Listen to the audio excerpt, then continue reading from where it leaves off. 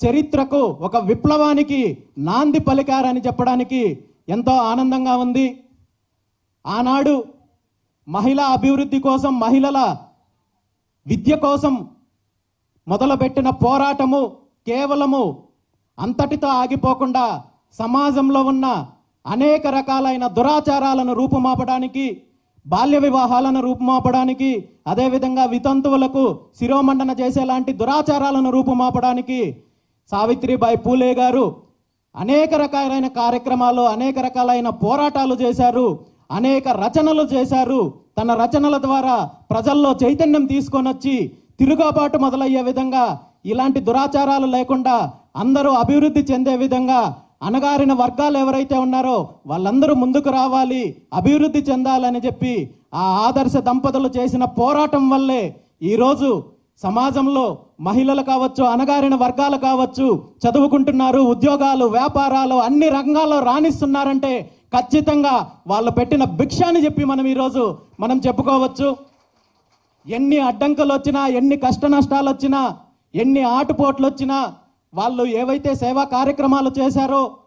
మహిళల కోసం ఒక ప్రత్యేకమైన సేవా సంస్థను స్థాపించడం జరిగింది. దాని ద్వారా మహిళలకు విద్యా ఉద్యోగ అవకాశాల కోసం పాటుపడడంతో పాటు, దురాచారాలను రూపుమాపడంతో పాటు, సమాజంలో ఉన్న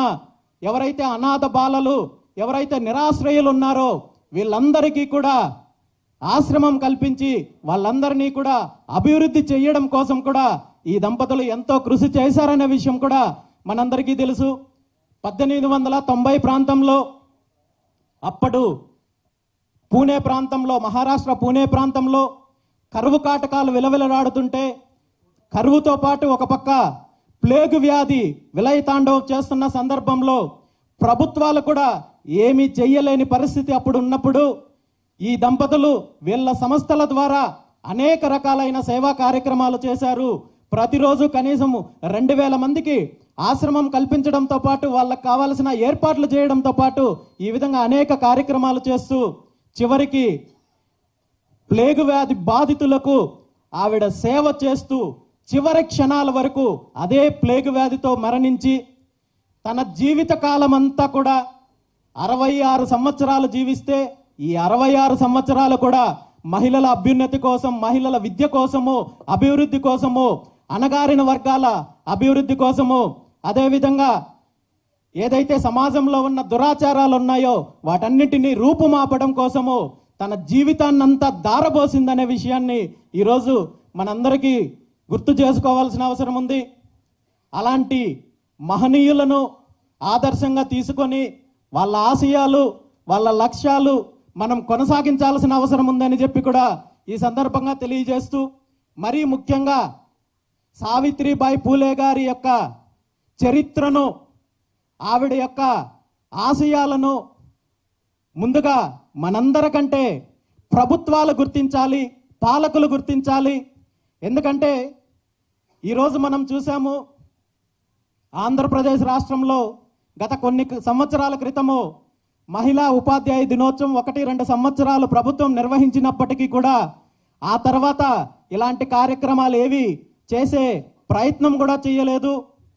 నిన్న తెలంగాణ ప్రభుత్వము కనీసము ఈ కార్యక్రమాన్ని అధికారికంగా ప్రతి కలెక్టరేట్లో కూడా నిర్వహించాలని జీవో ఇచ్చినందుకు సంతోషిస్తున్నాను. కనీసము అలాంటి కార్యక్రమం కూడా ఇక్కడ మనకు ఆంధ్రప్రదేశ్ రాష్ట్రంలో జరగడం లేదు. నేను ప్రభుత్వ పెద్దలను ఒకటే కోరుకుంటున్నాను, వచ్చే సంవత్సరం నుండి అయినా ఖచ్చితంగా ప్రతి సంవత్సరము సావిత్రిబాయి పూలే గారి జయంతి సందర్భంగా మహిళా ఉపాధ్యాయ దినోత్సవాన్ని ప్రభుత్వం అధికారికంగా నిర్వహించాలని చెప్పి ఈ సందర్భంగా ప్రభుత్వాన్ని కోరుకుంటూ, దాంతోపాటు ఇంతటి మహనీయురాలి యొక్క చరిత్రను పాఠ్య పుస్తకాల్లో చేర్చడం ద్వారా